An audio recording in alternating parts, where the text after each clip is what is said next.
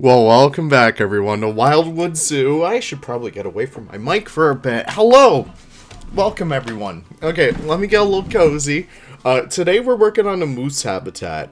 It's probably going to be the biggest habitat in Wildwoods, just letting you guys know. And it was very daunting to make, so you could see me stalling a lot through here while I get started on this little food plaza kind of thing. Obviously I want like a nice big kind of food court area, very reminiscent of Maine Wildlife Park, if you guys have ever been up there. If you haven't, I really suggest you guys try and make your way up there.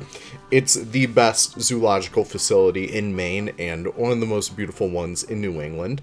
But making our way throughout here, and yes, get that tally ready, I know. We're starting to add a lot more rock work just to hide all those unsightly little kind of stubs in the ground that we use whenever we use the null paths.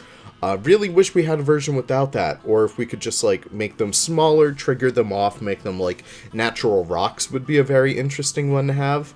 That would be just spectacular, all things being considered.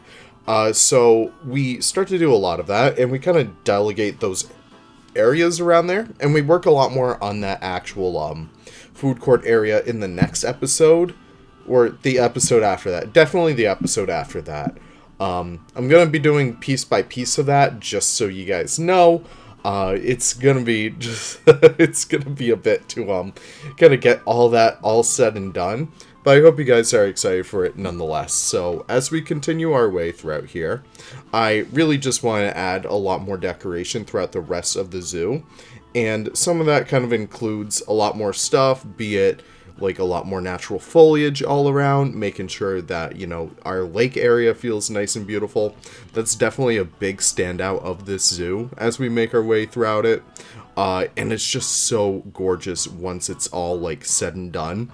I'm so close to finishing it. We're kind of working on the bat episode right now in the background of this. But I hope you guys are excited for it, all things being considered. And yeah, just adding the cattails, making sure it feels nice and natural. Really, really love how well that all looks together, especially with that, with the section we made for the red deer habitat with the, what do you call that? The animal talk point area, keeper talks. It looks super awesome when you're looking down on like the entire lake from there. And I'm just super excited about that. I hope you guys are too. So we start to kind of decorate the rest of the area, kind of leading up towards the moose viewing. Really, moose are so difficult to kind of display in a way because they're extremely strong animals. You can't get too close to them. So one of the ways that I like to go about it is having the guests look down on the moose as well as the moose habitat. And that gives us a nice opportunity to work with sight lines, to work with these nice big vistas and stuff. So we get to work on that. And what I also want to do is switch out the foliage just a little bit more. So I start to use the Himalayan pines just because they're kind of reminiscent of eastern white pines. Really beautiful tree. And that's what they have all throughout Maine Wildlife Park. So we have a lot of those, and it looks really incredible when all is said and done. If you guys want to skip ahead to watch that, feel free to. But if you guys want to chill out with good old Leaf over here, I won't be offended.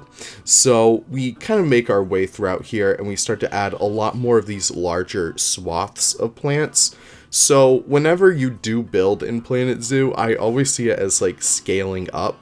So instead of, you know, what we were doing before, piece by piece, working on those small habitats for like skunk, raccoon and stuff, while using like individual pieces, I kind of scaled it up, and now we're using big clumps of those very same pieces. So big clumps of lady ferns, big clumps of saltwort bushes, trees, all kind of stuff like that. And what I'm starting on over here is the actual habitat perimeter, and admittedly I kind of shrink it down from what I originally had it from, and I wish I had shrunk it down even more because right now it feels way too big, and they don't really use most of the habitat, which is kind of sad to see, but it's totally fine. We're not really too worried about that. What I also do is get started on their little holding area. Again, at this point, I'm like, okay, we're just going to make one big one for the deer, the fallow deer specifically, which we'll be doing relatively soon, as well as the moose. Just because, I don't know, I feel like we kind of need to account for both of those.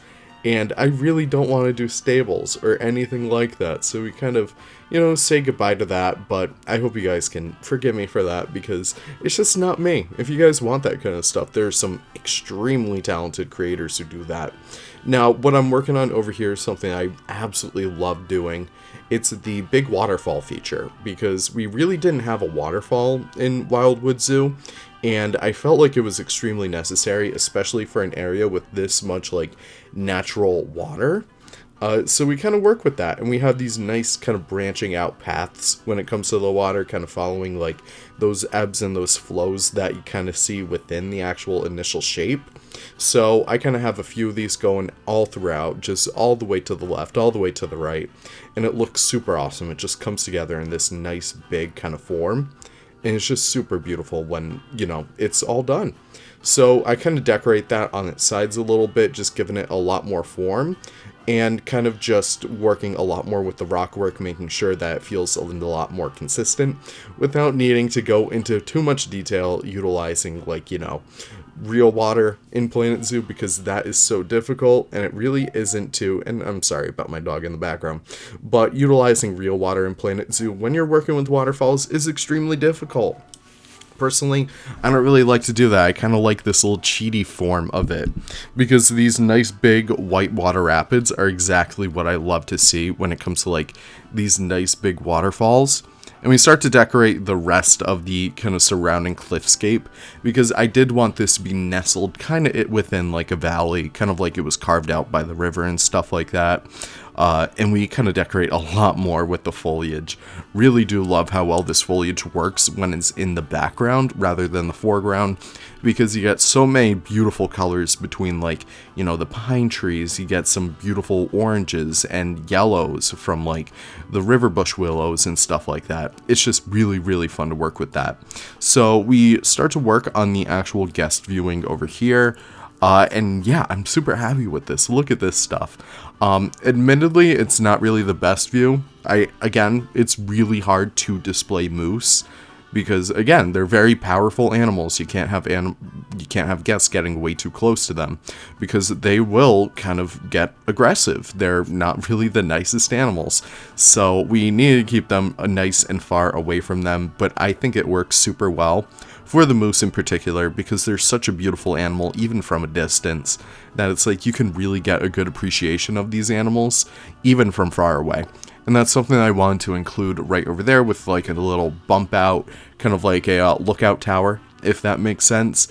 What I also include, if you see me get back to work over here, is little picnic areas, so you could actually eat your lunch and watch the moose and stuff like that. I thought that was a really cute thing to add.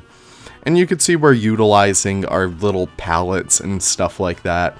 Really do enjoy this kind of like style. I don't know, I just really, really miss doing like these nice big backgrounds and stuff like that, because it really looks super awesome when it's all complete. And I can't wait for you guys to see this zoo when it's complete. Oh my gosh, we're so close. I think we only have like, I want to say 5 or 6 more episodes, maybe another if we're doing like a cleanup episode, which I kind of do want to do.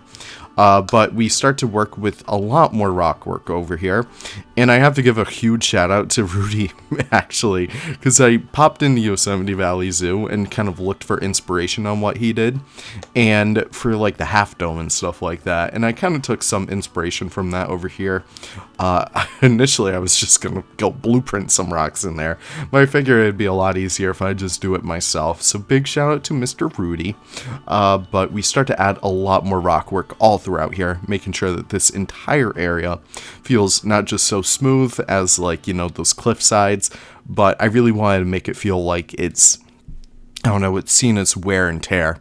Ideally, this would be in kind of like Vermont, New Hampshire area. I think I'm kind of deciding that. I went to New Hampshire the other day, and it was just super beautiful. I was super inspired.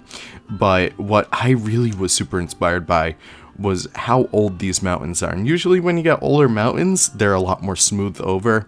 Newer mountains are a lot more jagged because of like the latest tectonic plates kind of like crashing into each other. But older mountains have time to kind of like settle a bit more. But one of the things I was super inspired by was just the colors and like all these beautiful cliff sides that you can kind of get over there. So that's exactly what I'm trying to bring in over here. It's just making this area feel nice and bright. And yeah, that's really it. I don't know, just doing some more work on the actual cliffside right over there, just making sure it feels nice and natural, and hopefully right after that we'll actually get into the habitat. I don't really know why I do stuff this way. I don't know why I like to build the frame of the habitat first and then work on the actual habitat, but it just makes sense to me. It's just a lot easier for my brain to kind of comprehend, like, okay, it's closing in on itself, if that makes sense, kind of like it's like surrounding the habitat, so all I really need to do is just bring in those themes, kind of like close it in on each other. I'm not sure if I'm making sense right now, but I hope you guys are able to take something out of that. But yeah, that's really it. So adding a lot more saltwort throughout here, because it's easily one of the best pieces ever added to the game, and it's just super nice. You get a nice really bright color when it's like kind of loaded far away, and this is something I also like to do, is just kind of decorate the edge of the water with what do you call those, like the cladding pieces. They provide like this nice kind of rugged edge to the waterscape that I think works a lot well for this. It really helps it kind of like center the water a bit more, which I really like. So you can see me start to add all of these throughout here. And I don't know, I just really like it. Keeping sand on the edge of the water though, because obviously it's like all the sediment goes all the way down to the bottom, so you'd have a lot more sand down there. So I'm trying to keep those kind of consistent themes. One of the things that moose really wouldn't do well with are cliff sides, but I still try to include a bit of those just to make sure that we have this habitat feeling a little bit more elevated and a little bit more interesting. If it were just a plain field like, you know, most moose habitats are, really wouldn't be too good. It really would be not really too good of a video. So I still want to take the time to practice my skills, work on a little bit of rock work, and make just a nice, beautiful looking habitat. And that's all I really want out of this game. So we start to add a lot more throughout here. Obviously utilizing both the taiga and tundra rocks to give ourselves this nice, beautiful kind of dichotomy between the two. And we also add that saltwort bush just to keep them away. It would ideally be thick enough to like warrant the moose to stay out of there. And we also add the lady ferns because they are gorgeous. Oh my gosh, look at all those. So we work on that little kind of bump up right there, and then from there we kind of go ham with the rest of the habitat. What I wanted were a bunch of big trees all throughout the habitat, because it really helps it give it a lot more height, and that's exactly what we do. So we kind of work around those just as our like focal points, and then we start to add the lower bearing stuff first, be it like these nice rock landscapes and stuff like that. Just a nice way to help the area feel a little bit more natural, kind of like the other habitats in the zoo.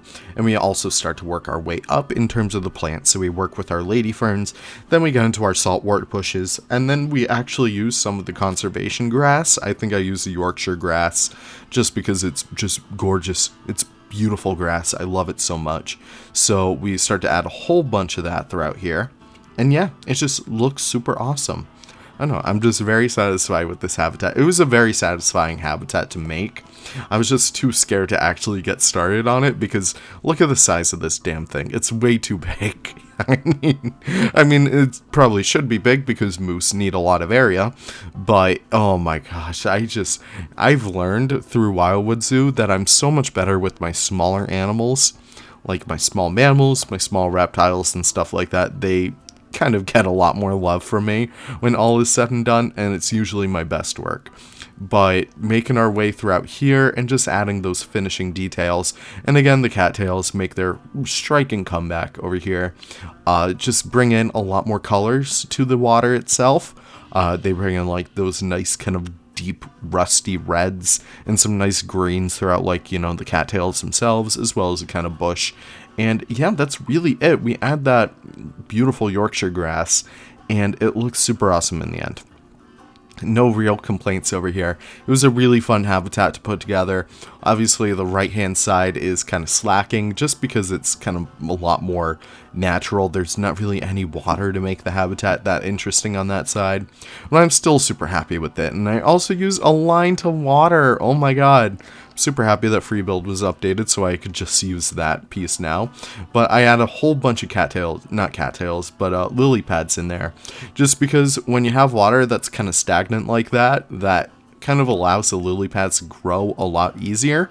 So we have a lot of that in there. What I really wish we had is duckweed. That would be a really awesome piece to have in there. So yeah, that's really it, my friends. We add a few more, like, you know, deciduous trees throughout here just so it makes sense that we have all those fallen leaves on the ground. And here we are in the cinematics. I want to thank you all for stopping by. You guys are always the best. You guys are always the best group out there, I have to say. Thank you guys so much for watching. I'll see you all in the next episode of Wildwood Zoo. And yeah, have the most wonderful of wonderful days. Goodbye now.